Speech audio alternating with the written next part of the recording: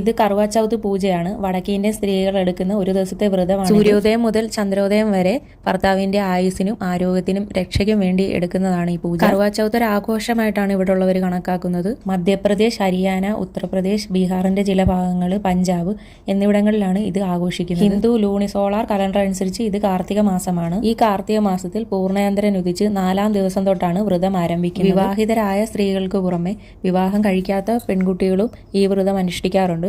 അത് അവർ ആഗ്രഹിക്കുന്ന പുരുഷന്മാരെ വിവാഹം ചെയ്യുന്നതിന് വേണ്ടി. കറുവാ ചൗത്തിന്റെ ഐതിഹ്യം എന്തെന്ന് വെച്ചാൽ, ഒരിക്കൽ ദൈവങ്ങളും അസുരന്മാരും തമ്മിൽ യുദ്ധം നടന്നു. ആ യുദ്ധത്തിൽ അസുരന്മാർ ആധിപത്യം സ്ഥാപിച്ചു. ഇത് എല്ലാ ദേവന്മാരുടെയും ഭാര്യമാരെ സങ്കടത്തിലാക്കി. അവർ തങ്ങളുടെ ഭർത്താക്കന്മാരുടെ സംരക്ഷണത്തിനായി ബ്രഹ്മദേവനെ സമീപിച്ചു. ബ്രഹ്മദേവൻ ഇവരോട് കറുവാ ചൗത്ത് വ്രതം അനുഷ്ഠിക്കാൻ പറഞ്ഞു. അതുപ്രകാരം അവർ കാർത്തിക മാസത്തിലെ കൃഷ്ണപക്ഷത്തിലെ ചതുർത്ഥി തിഥിയിൽ കറുവാ ചൗത്ത് ആചരിക്കുകയും അവരുടെ ഭർത്താക്കന്മാരെ മോചിപ്പിക്കുകയും ചെയ്തു. സ്ത്രീകൾ അതിമനോഹരമായി ഒരുങ്ങിയിട്ടൊക്കെയാണ് കറുവാ ചൗത്ത് ആചരിക്കുന്നത്. അപ്പോൾ ഇത്രയൊക്കെയാണ് നോർത്ത് ഇന്ത്യയിലെ കറുവാ ചൗത്തിന്റെ വിശേഷങ്ങൾ.